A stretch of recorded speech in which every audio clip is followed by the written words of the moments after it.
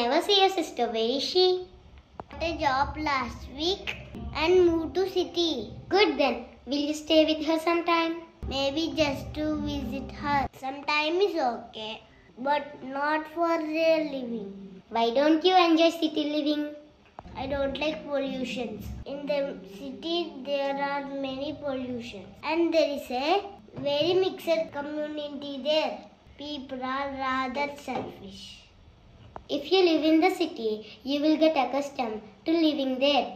Sooner or later it will be okay living in the city. Do you like living in the city?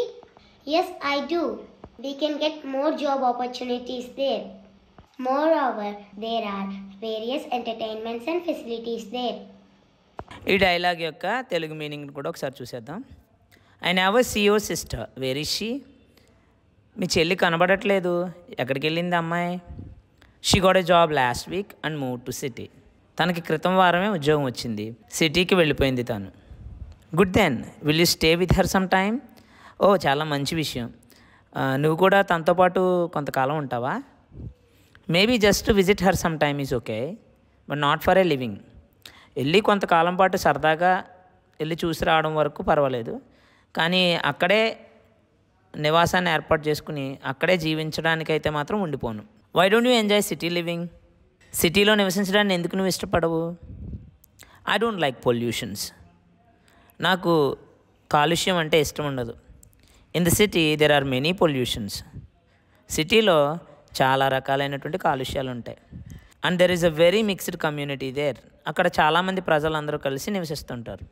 People are rather selfish. అక్కడ ఉండే ప్రజలు కొంచెం స్వార్థపూరితంగా ఉంటారు. If you live in the city you will get accustom to living there. నువ్వు సిటీలో ఉంటే ఖచ్చితంగా అక్కడ నివసించడం అనేటువంటిది నీకు అలవాటు అవుతుంది.